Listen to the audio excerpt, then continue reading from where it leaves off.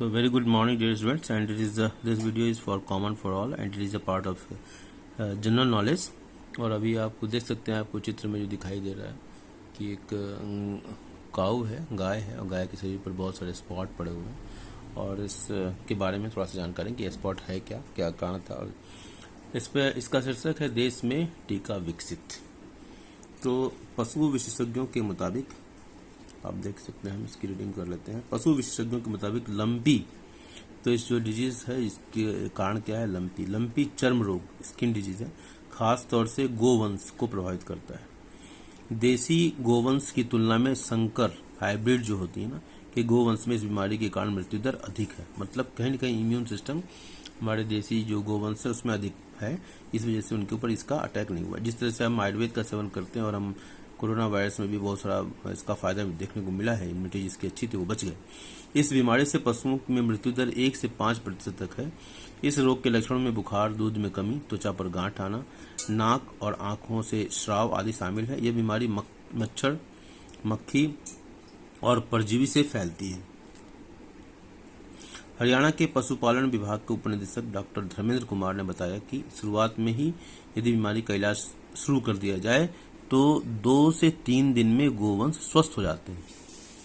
संक्रमित पशुधन को अलग थलग रखना भी जरूरी होता है ताकि ये स्प्रेड आउट न हो। प्रधानमंत्री नरेंद्र मोदी ने बीते दिनों ग्रेटर नोएडा में संपन्न वर्ल्ड डेयरी समिट के उद्घाटन कार्यक्रम में कहा था कि लंपी रोग की स्वदेशी वैक्सीन को तैयार कर लिया गया है। 2025 तक सभी पशुओं का होगा टीकाकरण हो जाएगा। उधर हरियाणा के पशुपालन मंत्री जेपी दलाल ने भी हिसार स्थित, अब यहाँ एक जीके का क्वेश्चन निकल कर आता है कि हिसार स्थित राष्ट्रीय अश्व अनुसंधान केंद्र, तो अश्व अनुसंधान केंद्र कहाँ है? हिसार कहाँ है? हरियाणा में। तो अश्व अनुसंधान केंद्र हिसार हरियाणा के हिसार में स्थित है, द्वारा टीका विकसित करने की बात कही है जो इस बीमारी की रोकथाम करने में सहायक साबित होगा।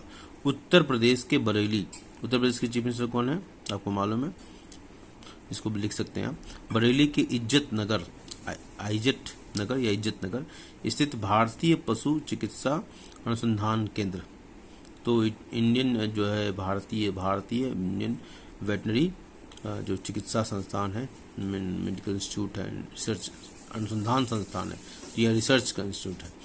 तो IVRI, तो भारतीय पशु चिकित्सा अनुसंधान संस्थान ने भी इस बीमारी की रोकथाम का टीका विकसित किया। तो मतलब इसका टीका विकसित हो गया है। लंपी क्या है? चर्म रोग है, गोवंश से सबसे अधिक प्रभावित होता है। जो हाइब्रिड होते हैं उसके ऊपर इसका प्रभाव ज़्यादा है। अब हम आते हैं इस बीमारी के रूट्स के बारे में थोड़ा जानकारी लेते हैं कि कहाँ से है। लंपी चर्म रोग मूल रूप से अफ्रीकी बीमारी, कहाँ की बीमारी है? अफ्रीकी बीमारी है। लंपी एक स्किन डिजीज है और ये अफ्रीकी बीमारी है। वायरस पॉक्स परिवार का है। जैसे हमने कोरोना के बारे में देखा तो उसके भी एक फैमिली होती है, इसमें कई तरह के सिम्टम दिखाते हैं, जिसमें आपने फ्लू वगैरह का जो भी बीमारी देखा था। तो यह जो बीमारी है वो पॉक्स परिवार की है, जो सबसे पहले 1929 अब 1929 में इसी साल जो है लाहौर में का जो सेशन हुआ था, जिसकी प्रेसिडेंटशिप JLN ने किया था, जवाहरलाल नेहरू ने किया था। तो ऐसे याद रखा सकते हैं। जो सबसे पहले जो पॉक्स परिवार की जो बीमारी है 1929 में जाम्बिया में पाया गया था। यह वहाँ से 1943 से 45 में सेकेंड वर्ल्ड वॉर का एंड हुआ था।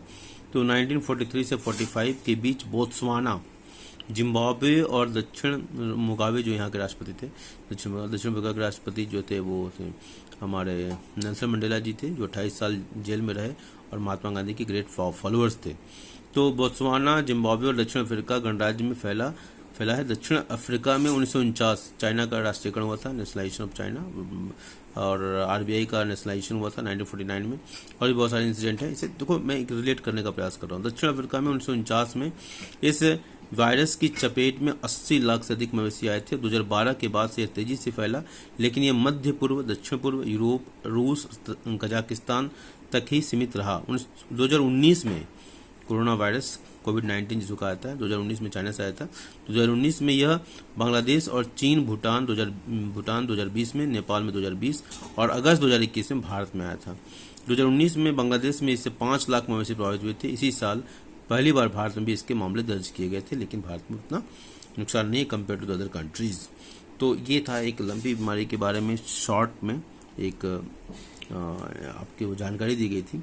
और जैसा कि आप देख सकते हैं लंपी रोग चर्म रोग के कारण राजस्थान में दूध उत्पादन गिर गया है। दूध आपूर्ति में प्रतिदिन 8 लाख लीटर की कमी आई है।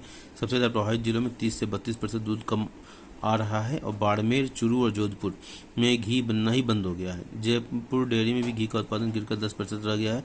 इस कारण दूध और घी के दाम बढ़ने लगे हैं। तो ये बहुत सारे मल्टीपल कारण हैं कि क्यों कीमतें बढ़ रही हैं। इस तरह की बीमारियां जो है निश्चित रूप से प्रभावित करती हैं। ये एक रोचक जानकारी थी जो मैं आपसे शेयर करना चाहता था। धन्यवाद।